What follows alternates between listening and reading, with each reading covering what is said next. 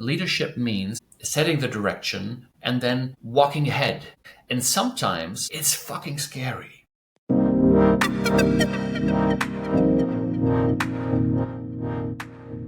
Welcome everyone back to yet another episode of Scaling the Unscalable. We are here with Manuel. Once again, thank you, Manuel, for being here. Always a pleasure. And today we'll be touching a topic that is super important for me, but I believe for many entrepreneurs, for many founders. And it's about the mental health of founders, of entrepreneurs, of people who build businesses. It's very often not spoken about. It's a topic that we kind of keep for ourselves, but I would love to explore this topic with you, Manuel, because I know that you have touched this topic a lot also in previous Pirate Summits. So yeah, maybe let's start with the general statement that we hear over and over again, that is, it's lonely at the top. What would you say this means, maybe to you or to people that you know? And then, yeah, let's take it from there. Now, maybe a quick context that I've had my own experience with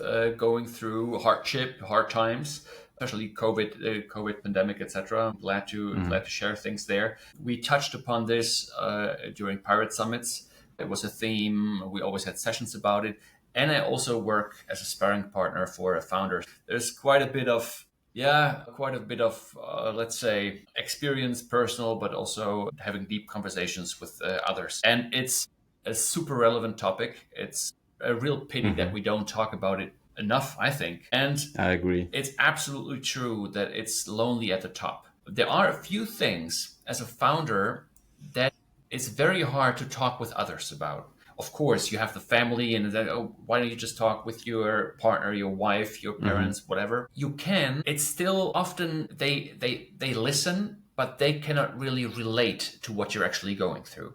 So it's good to just talk, but it's hard to get an echo, get a resonance, get a feedback, or have some kind of mirror if you talk to those. Then you say, all right, why don't you talk in your company with your employees, etc. It's hard because you have this relationship, this leader-employee relationship, where some topics are just really hard to discuss there. Then you could say, okay, what about a co-founder? And that also sometimes works if you have a really good relationship, but this can also go astray. Sometimes maybe the co-founder is part of that relationship, part of that, maybe the issues that you face.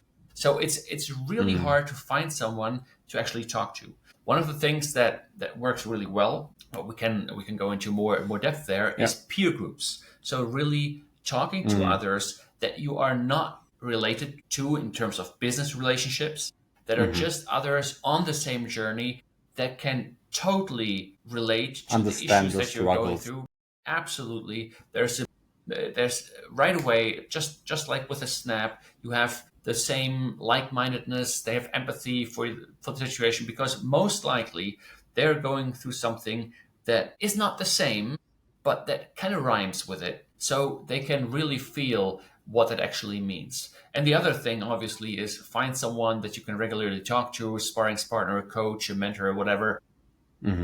So these kinds of things, just talking through stuff in a structured way, knowing that the other party actually listens and can empathize, can really Can understand. to that, makes a big difference. Okay. So would you say it gets lonelier the better your business becomes, or the bigger it becomes? I think it definitely is. The bigger it becomes. In the beginning, a business often feels a little bit like a family. It's not a family. It's not what I'm saying, but it feels Close. kind of close, tight knit, and you're going through the same pain of building something up. Later on, it gets a little bit colder. Don't necessarily mean that in a bad way, but a little bit more distant, a little bit more professional, if you will. People doing their work. When work is done, they go home, etc. And that's also totally healthy. That's totally fine. But that also means that the feelingness of belonging as a leader is going to diminish somewhat.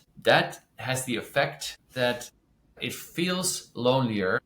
It doesn't necessarily have to be that way. Also, you have others in leadership positions that can kind of relate to your situation, because you're splitting the work more, and you have a certain you're you have this tight knit feeling a little bit more in your management layer. But in the end, if you're really the founder, if you're the shareholder, maybe even the majority shareholder, there's also a different relationship there, and there's also Mm-hmm. this not total belonging, certain loneliness, certain these are topics I only can talk to someone that is external about. And that's Mm-hmm. just the truth to it. And I think every person that wants to go that route of entrepreneurship just needs to know and needs to face that fact. I think it's really important to know there are ways to mitigate that. So it's not something that has to stay like that, but Mm-hmm.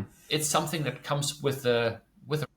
Yeah. So what I believe is super hard is the fact that people expect us, like entrepreneurs, leaders, to be made from steel, to have all the answers, to be unshakable from whatever happens, to be always the bigger person, to always have the higher ground. It's just so hard because we're still human, and it's still like it's very hard to react in a cold way about stuff that you would react differently if you would be in a different position. So that's what I believe comes the biggest complication of this loneliness, because people don't understand that yes, we have to react in a certain way because of our position, because of whatever we represent, but we're still human and we still have those normal human reactions. It's that's a very good observation. So what usually happens is that if things are getting really tough, and we know in life in general, but also in the They get they get business ups and downs, it's a client roller cancels, coaster. etc. Things Hmm. just get tough from time to time. That's the roller coaster that we sign up for. Who does everyone look to when things get tough? They look at you as the leader. They look at leadership and Yeah. say, okay, what are we Where now? going to do now? Exactly. And that's our job. We need Yeah. to set the direction. We need to motivate. We need to create momentum. We need to bring the energy. We need To be the to example. exactly. We need to give them, in a way, we need to give them hope, and Hmm. we need to show them this is the path. This is what we are going to do now, and we are going to be Hmm. fine. That's what everybody expects from us. That's what we also need to deliver. And the thing is that we often also don't know. Hmm. And I think important is the distinction between now I have to pretend and now I can show vulnerability, but still be a leader, because people, if you just pretend, people are going to notice, I think. So Hmm. it's a big strength if as a leader we also show vulnerability. The thing is that leadership means setting the direction, choosing a path, and then walking ahead, right? Say, okay, I let's go there. And sometimes it's fucking scary. It's Hmm. just really uncomfortable and scary. And these are the times where we also need some kind of, yeah, a shoulder to lean on, if you will. Just some consolidation. It's going to be all right, because we are also scared. We don't Hmm. know if it's going to work out. But what you want to signal to people, and that's not pretending, but that's kind of, you want to internally have a certain erectness. You want to lead, right? You want to say, hey, um, uh, I'm also, I don't know whether it's going to work, Hmm. but this is the I'm plan. figuring it out. We're going to figure it out as we go. Because Hmm. why? Because we have figured it out last year and the other crisis Hmm. 3 years ago. We have come out of this on the other side, maybe even better. And that's what a leader needs to do. Otherwise, you are not a natural leader. Hmm. And still, it feels scary, and Yeah. it feels somewhat uncomfortable. Yeah. We also want to yeah, we want to have someone to talk to and say, okay, I'm freaking Hmm. scared now. Do you think this is a good choice? Hmm. Yeah. So that's the realm that we are navigating. Hmm. I think it's to me, that's something that comes fairly natural, actually. So I like challenges. I'm not scared of the unknown. I also sleep good at night. I can become annoyed. I can become like it's Irritated. overwhelmed, kind of. But I'm really good at just getting back up and shaking myself, shaking things off, and just saying, all right, so what are the next steps now? Hmm. How do you experience that? Maybe you can give a little bit of insight on what are your things. What is your experience with vulnerability? How far Hmm. do you go in communicating with people from the team? When do you choose not to? Okay, that's a good question. Yeah, so I believe that in the beginning I've always had this confidence about myself that I would be able to do things, and I think I'm a fairly confident person. There has been a time back in 2023 where we probably had the worst year, not financially, but the worst year in terms of change. The whole market shifted. You remember that very, very well. We Yeah. lost half of our customers, half of our revenue. And in those moments, you also have to ask yourselves a few questions. Like, is this something that I want to do? That's a great moment to ask yourself, am I the right person to navigate through this? We had to lay off, I believe, 10 people, even more at that time. So it was a really tough time. And I believe the toughest thing for a leader is when you have to let people go because you have somewhat failed. I always tell people who work with us that it's not our job to raise your salary. Our job is to make sure you work with us and that we provide a job for you for as long as we can. That's what I have to guarantee. Then, of course, if you do a great job, then we can increase your salary. And if you can't guarantee that job, and for some reason we weren't able that at that moment, then of course you have failed some way. Mm. And that has been a moment where I think I have also asked a few questions regarding whether I would be able to do that or not. And it took some time. It took a couple of weeks, I believe maybe 3 weeks of self-reflection. I read a couple of books about leadership, entrepreneurship, and so on and so forth. I set a plan and I just took back on the same old confidence I've had. I didn't speak with people, to be honest. I spoke with people who were scared because we laid off quite a few people and we had Mm. people who were scared about what was to come. And the good thing was that for the people that we laid off, there was quite a wide period of notice and we were able to find projects for almost each and every one of them. Of course, not Mm. everyone picked up the projects. A few just decided to leave. That's fine. That's fair. It was their choice. But we were able to bounce back in what was, I think, 1 month and a half. But with the people who were scared, because they asked me, okay, what's going to happen? I told them that we will figure it out. It will take some time. I think we will be able to fix this. Of course, I don't know because who knows? But what I know is that we have been able to do that before and we'll be able to do that again. And basically, we were able to bounce back very, very quickly. So that reassured people quite quickly as well. But for me, the main challenge, at least in this whole topic, is the fact that you need to have people around you to share the burden and maybe talk about what you're doing. And in Albania, in general, we don't have as many companies working on the same context as we are or with the same vision as I am. So Mm. that makes it tough. And in general, I found these peer groups that you mentioned, I found them more online than locally, which Mm. I find it to be quite limiting because it's a different experience to talk to someone online. And it's a different experience to talk with people locally. Yeah. So yeah, and I know that you're a coach. So you Mm. you coach entrepreneurs also through these hardships. You definitely know your story. So I know that you have been through some of the toughest challenges that someone can face. You have divorced with your wife. You have broken up with your partner. So I've also had my own challenges, but you definitely are like um, have had it quite tough. What are the main challenges that the people you coach see and have Mm. more commonly? Usually, the people that I work with, I don't call myself a coach really because it has Okay. not really that good of a ring Yeah. to it. And I think it's these life coaches, So many etc. gurus around. Yeah. Yeah, exactly. I see myself more really as a sparring partner, more like a mirror. Hmm. So I ask a lot of questions, and through these questions, things kind of bubble up, Hmm. and then structures appear, patterns appear to the person answering the questions, basically, and then they sort things, structure things, and that structuring process gives a lot of clarity. Clarity leads to a lot of just confidence, and that confidence leads to that action to really keep going, Hmm. do stuff, etc. So that's a lot of what I actually do. So what did I come to me with? Usually they come with business challenges. They want someone Okay. that has been on the roller coaster, Hmm. of entrepreneurship, and I'm actively doing it still. And they want someone to just talk through stuff. They are looking for a financing round. They want strategy advice for how to find customers, how to structure the product, the business model, Hmm. all that stuff. Then hiring comes into place, So come into play. operational ones. Yes, more on a like a leadership strategy level, but it gets Hmm. fairly specific often.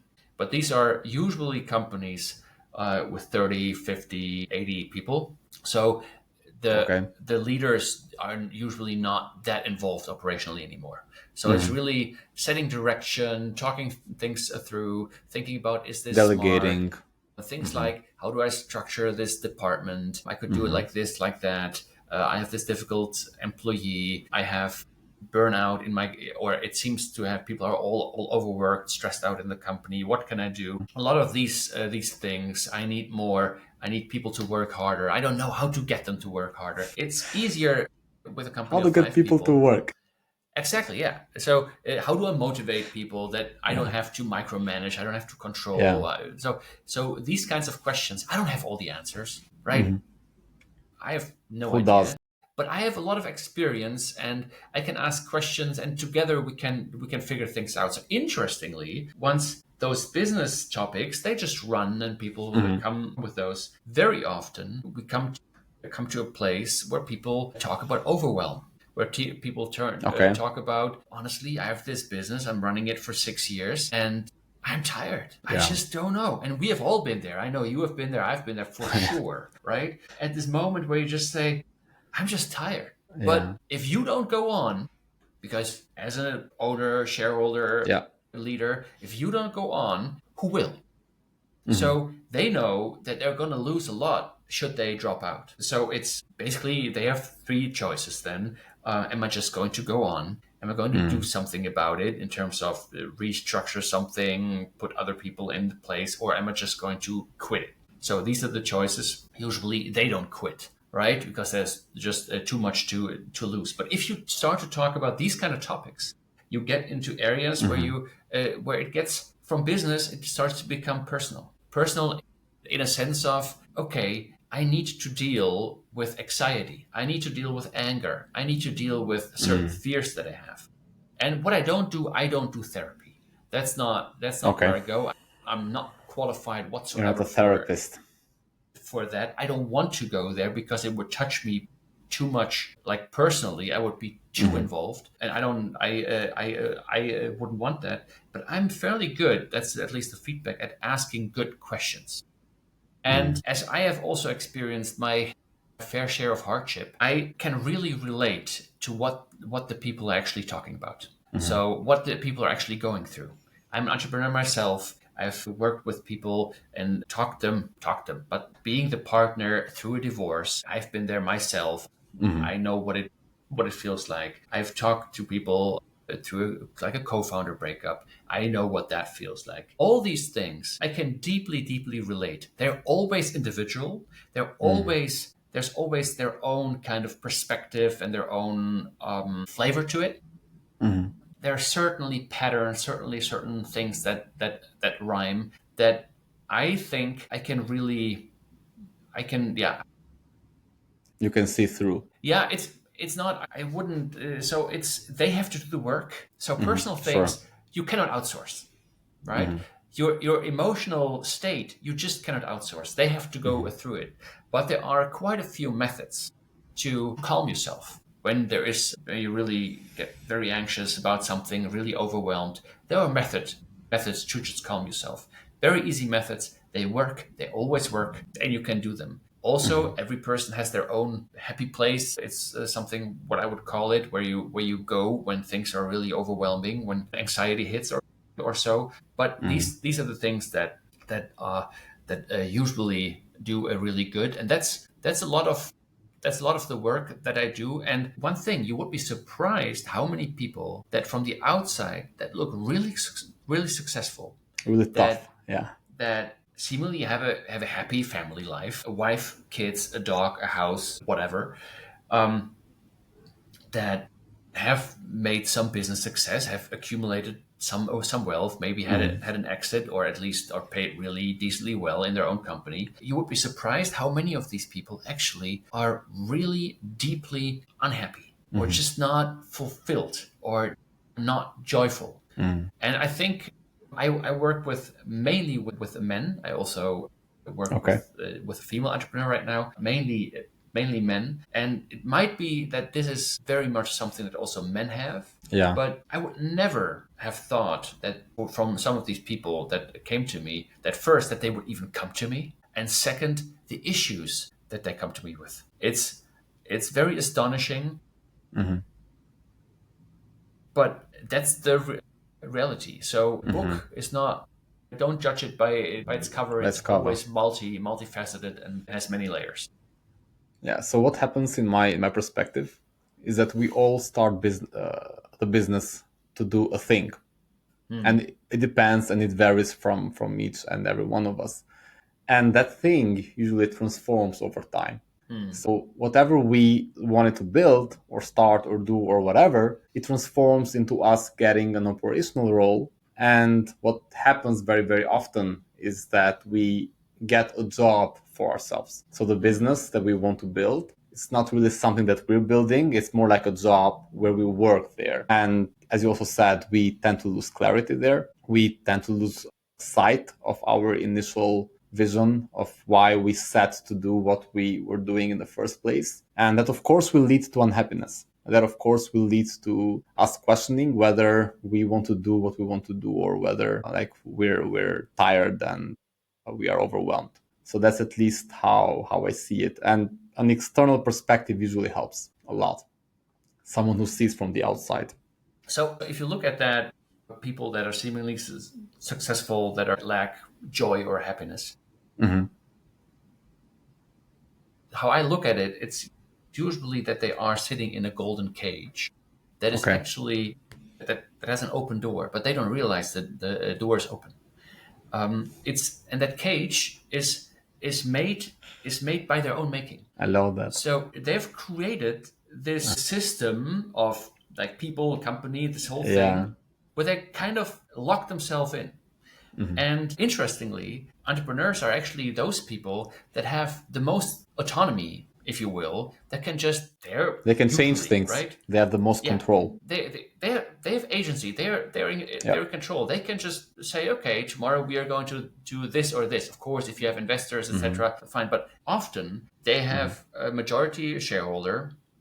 They are so they are really in control. They can basically decide what is going on. They can decide where the company is headed. They can decide what people Mm-hmm. work on.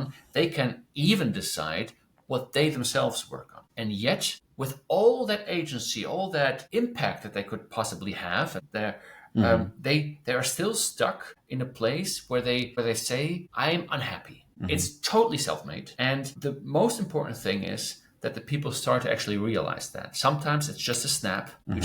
You just talk to them. I had someone 2 years ago. I had just a 30-minute conversation. That person then afterwards said, "Okay, Mm-hmm. just that perspective of that golden cage changed. And really, it really clicked, and he started to take that agency again and take action and just change it." And realized that he was, for a lot of the part, he was just fully in the control of his own destiny. And we certainly are. If you work for someone, it's a little bit different, but also then you have quite a bit of possibility to impact the Mm-hmm. surroundings. Entrepreneurs certainly have.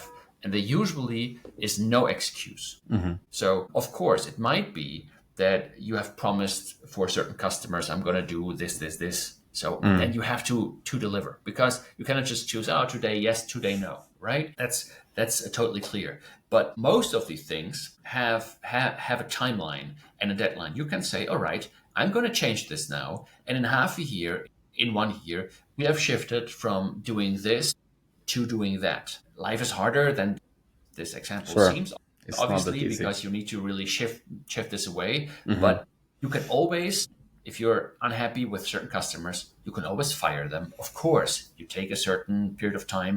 You have to Mm-hmm. find other customers. But if you deliver a valuable product, if you have a reason to actually exist, you are going to find it.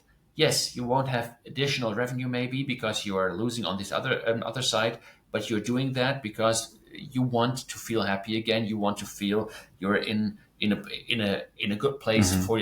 for yourself. The same thing you can say, okay, we have this product. It's causing me a lot of headache. I don't want to do this anymore. I'm just going to stop. That's why I stopped Pirate Summit for example. It was Okay.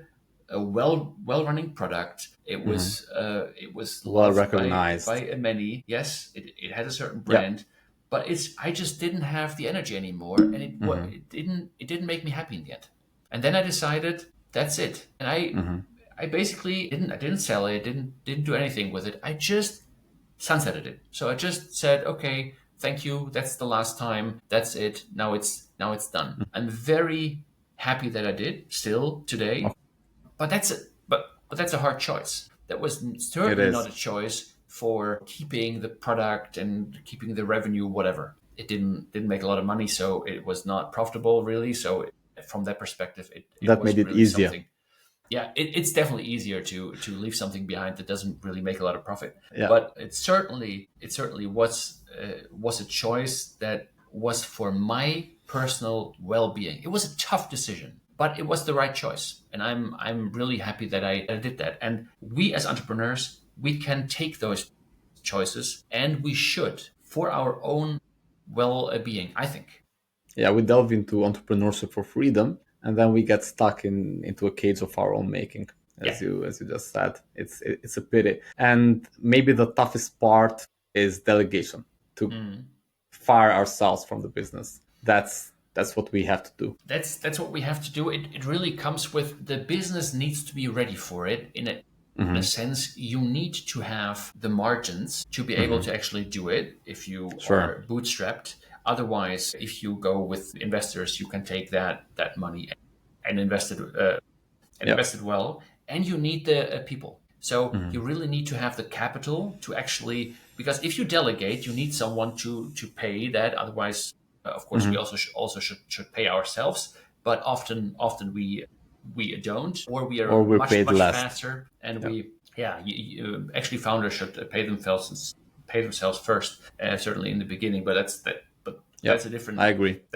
topic. The most important thing is you need the capital, and even if you have only small capital, if you have a good structured plan, fire yourself, delegate from certain roles, right? Delegate those roles to others, Hmm. but you also need to have the right talent, and that's not always easy. So especially It's if super you hard. if you are in a turnaround scenario, I've been a few times in turnaround scenarios. You have to do a lot yourself, and then Hmm. you that doing it yourself, you structure things, you set up processes, and then you hand them over to someone else. When you have Yeah. done the turnaround, you have the margins to actually pay Yeah. pay someone else, and make the business more and more independent of yourself. With agencies or with service-based businesses that have B2B and very Hmm. personal relationships, it's super hard It's because even tougher. because customers often buy from a certain person. They want to talk to Engjell. They don't want to Yeah. talk to They build a whatever relationship. other person. And that actually sells, but it only sells so much. So there is Hmm. this rule that a founder-led agency, service-based business, can actually only reach 1 million revenue, Okay. more or less, right? Okay. Because that's the it, The it limit certainly of the depends. person. Hmm.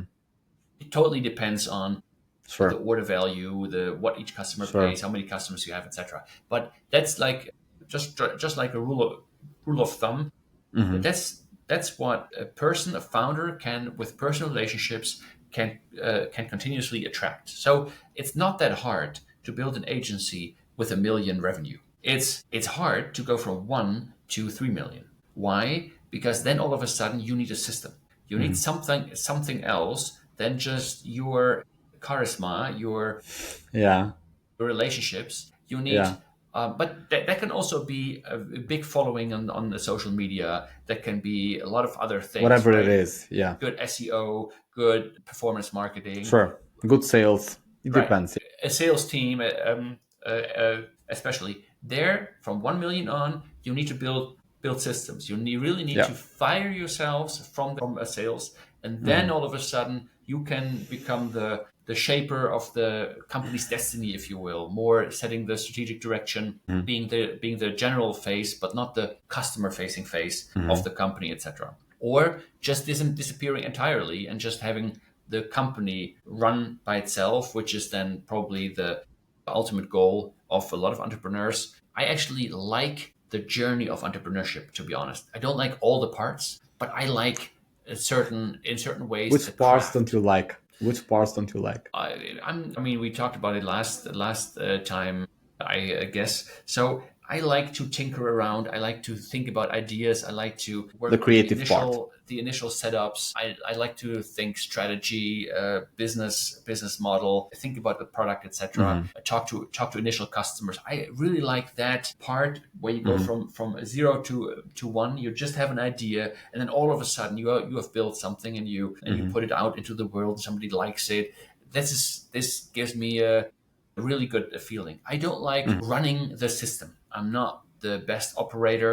I think I have certain skills that are good, Mhm. but it doesn't bring me fulfillment. It's not It drains sustainable. energy. And I'm looking very much in my life, I'm looking very much to what are the things that give me energy and what are the things that drain energy. We talked about healthy Mhm. being healthy. That's one of the best indicators, I think, for going long term in Mhm. entrepreneurship. To be super honest with yourself, what are you good at? Often, what you're good at correlates with what gives you energy What because gives you you like energy? Yeah. doing that. What are you not good at, or what sucks energy? And you want to do more of the things that give you energy, and obviously less of the things that suck energy. Mhm. It's not, you cannot just choose. That's not how Mhm. entrepreneurship works, because everything ends up in your plate eventually, right? If nobody Yeah. else knows how to handle it, it's you're firefighting all the time. But if you are firing yourself from certain roles, certainly keep that in mind. Fire yourself from those that Take don't give energy from energy, you. and do those yeah, that just brings energy and that you're really good at. Okay, so what would you say that an entrepreneur should find as a point of stability? Because we face so many hardships, so many changes, market changes, customer angry customer calls or whatever, and usually those affect us, but those are all external. And I know that you've made a post on LinkedIn regarding internal stuff, but I would love you maybe to elaborate on that. Yeah. So beginning of, I'm gonna. My wife and I, we separated. It was very hurtful process for me. She fell in love with someone else. Mm-hmm. I I didn't see that coming. Life happens, right? So Mm-hmm. it was tough. My whole family life, because I have two kids and had to had a vision of staying together forever and just being there with the family, growing all together. That shattered. So my whole family private life was Yeah, just you're a falling stable apart person. in an instant. So that was a place of stability for me Mm-hmm. there. It turns out it was a mirage.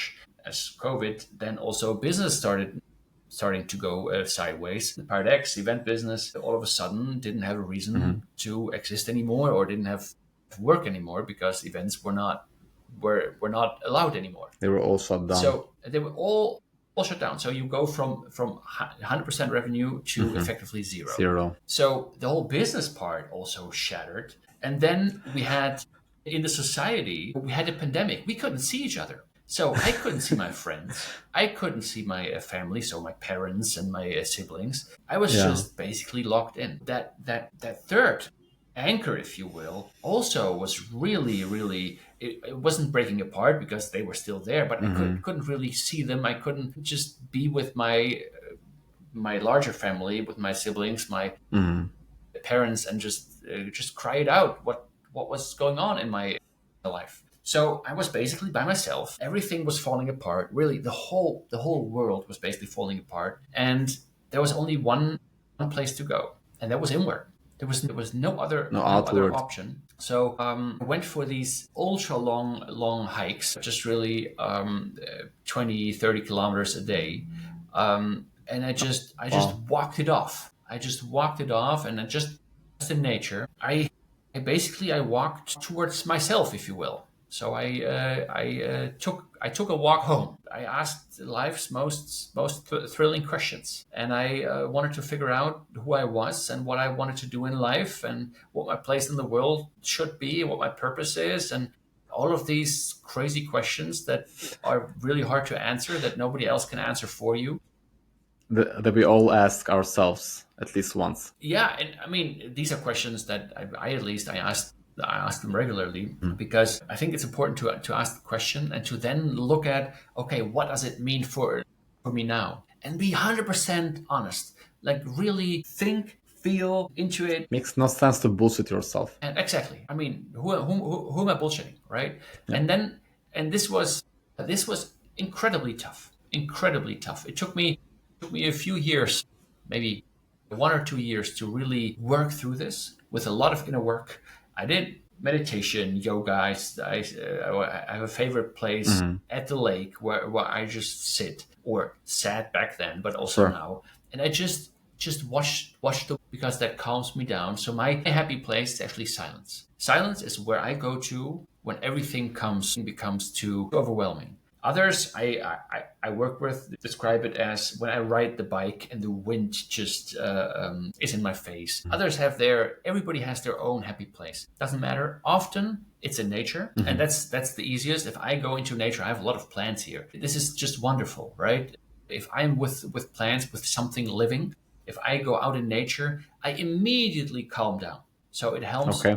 it helps tremendously with me, and with it, it helps tremendously just get a reality check with what's really going on in my life. Often we have this mind, and our minds are just super active, and there are a Mhm. lot of things that are just imagination running. What could happen? What do I need to do? What does this person Mm. think? Whatever, right? All of these things, if I go out in nature, Sandcastles. if I go in the silence, this all gets kind of, it gets much less It much less disappears. prominent. Yeah, it's still kind of there, but it just settles, and it Mhm. quiets, and it calms, and that's something that gives me a lot of joy and a lot of stability in my life right now. That's not the only place though, but that's the only place I can really rely on, because that's something that I learned. I learned that early on in my life, because I traveled extensively through the world by myself. Okay. I can always rely on myself. If everything breaks, I know you can put me in the street in Mexico right now. I will You'll find find my your way. way, and I totally trust that. So I'm going to find my way, even if it's in Korea or somewhere where I certainly don't speak the language. I speak Spanish, but where I don't speak the language doesn't really matter. So I'm going to find my way. So that's something I can really trust on. And also in those moments, the only thing that I had was me, myself, and I just did this introspection. Mhm. Nevertheless, I think for an entrepreneur, it's really important to have others, to have a functioning family. And the saying of behind a successful man, there's a strong woman, or something like along those lines, is totally true. I think certainly there's a strong system behind it. Let's call it that, because Mm. you need something to hold this together. I believe friendship super important, more important in my life than ever, probably. Mhm. To have friends, and to have people that you can actually rely upon. Before, Mhm. I thought the family, my family, my close family, wife and kids, were this absolutely stable place. That turned out not to be true, right? So, and it might even be that friendship can be the more stable place than a partnership. Mhm. Might be. That's at It least something depends, that sure. Depends from the context. I absolutely agree. So, Mhm. but let's look for the stable places, and if all the places in your life, that's something that I do with people that I work with, and that say I've too much overwhelm. I look at all the places in their life, and I look where they stand right now. Mhm. I actually on r.co, the Substack that I write, Yeah. there's people can actually download the Life Compass. That's something very everybody that I work with basically does. I don't know, something like 15 criteria where people fill in where they stand right now, Mhm. how they feel about their finances, their health, their We'll share the spirituality, link their at the end of the what episode. whatever. Super helpful to just have a check in where they actually stand and where they Hmm. are, what they're happy with and what they are not really happy with. And that quickly, that shows where this overwhelm is actually coming from. If you have a lot of things in your life that are in a good place, the challenges that come at work are much better to handle. Yeah, I fully agree. I fully agree. So it's time to wrap it up, but maybe as a closing statement, I personally always find myself having these fears from time to time. Like if a Mm. contract closes, it's always scary because you say, okay, now we lost this much revenue. What now? What will happen? Usually, nothing really happens. You'll be able to find a new contract and you'll be able to just keep going. Sometimes you even find more contracts and you even grow further. The Yeah. most important part, and maybe also the hardest part, is being still and not panicking, Mm. not being scared, having that point of stability. For some is family, for others is bank account, for others is inward. As you also said, I believe personally that inward is the best stability point because it means that you really have true confidence, and many of us don't really have true confidence. It's faked. It's a disguise to actually hide our own insecurities. But if you're truly confident, then as you also said, you really know that wherever you are, then you can actually find a way, or whatever happens, you'll still be able to find a way. So that's I believe is super important, super crucial. And if someone is not there, then there's work that needs to be done to actually get there. And if you get there, then my guess is that you'll also be a tiny bit happier than if you're not there. So fear.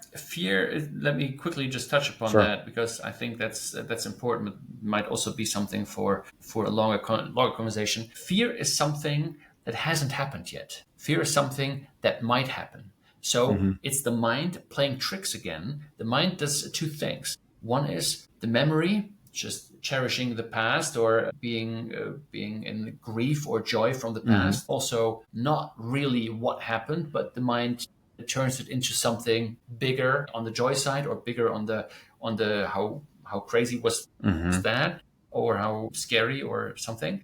But fear is coming from the other side, the imagination part. So the mind imagines a future, and most of the time it's very risk averse. Most of the time it projects the worst possible outcome, or at least a bad outcome, Hmm. and that's often not very helpful because Or it, optimistic. it hasn't really happened yet, and 99% of the things we It's fear irrational. don't happen, Yeah. right? They're never going to Transpire that way. Yeah. transpire. This is just, I'm not saying you shouldn't fear, not saying that at all. This is just an Hmm. explanation of what happens when we fear. And the thing that is a good way to, or good method to actually help there is to have a negative visualization. So Okay. think about the worst thing that can actually happen. Think about your customer closing and the Yeah. contract not Maybe the biggest customer. applying. So the biggest customer. So you are losing 20% of your revenue. Let's make Yeah. it bigger, 40% of your revenue. What is going to happen? It's going to be tough, really, really tough. You have to let go people. You have done that. You just said so in 2023. You are going to let go people. It's not going to be nice. You have failed them. You also said that. It's then on you. But what's going to happen afterwards? With those people, they're going to find other A new jobs. job. All Certainly. people that work with us, they are well educated. They are going to find a new job. They're going to be fine. Yes, it's also not cool for them. I'm not sugarcoating anything, right? But they are going to find a new job. Certainly. And the business is hopefully, if we manage it right, if we do the cuts, the cost cuts, is also going to be fine, likely. Yes, there Hmm. will be less revenue. Yes, I understand. There will be less profit, maybe, because less Yeah. people working and the administration costs might be Yeah. high or Whatever. Yeah. whatever. But we are likely going to succeed. Is Hmm. it going to be hard? Yes. But entrepreneurship is never going to be you just Easy. start Yeah. the machine and then you just And it lock the works door by and itself. you go on vacation and it just runs, right? It's always an up and down, and Yeah. we should take the ups for exceptionally well how things are running, and the downs for what okay, they this are as is well. yeah, Yeah. but And the stay let's in the say the middle. base state is somewhere Yeah. in the middle, and that's where we should say, okay, this is actually good now. Mhm. So we should not assume the best state to always be The best or the worst, the always the worst. yeah, Mhm. exactly. I think if you really think about do this negative visualization part, you are very quickly coming to a place where you say, this is not so bad. Let's It's think not about that the worst scary. thing. I also I always do that. Okay, my whole business crumbles. Everything crashes. Everything is gone. What am I going to do then? The only thing that I will probably lose is somewhere the emotional attachment to it. Right? Yes, and my income stream, etc. But you and me, we both know we would either start a new business or Yeah. we'd find a good job. Yeah. We're not going to starve. Mhm. That's very very unlikely. And So especially if you're an entrepreneur, you already know how to make money. So exactly, you'll figure your exactly. way So out. it's and I'm not saying the fears you shouldn't have the fears. I also Mhm. have fears, and especially the money part is like okay, I just want to be Yeah. stable, right? So that's fine. I don't care about having a lot of money, but I want to have enough money to certainly pay the people, feel a big Sure. obligation there, Sure. and I just want to pay my kids and like Yeah. that they have a good start. Yeah. So that a short Thank you, detour Manuel. regarding fears. Thank you. Wonderful. This is good. I really enjoyed it. Thank you very, very much for your insights. I would love to delve deeper into this topic. Unfortunately, we don't have much time now.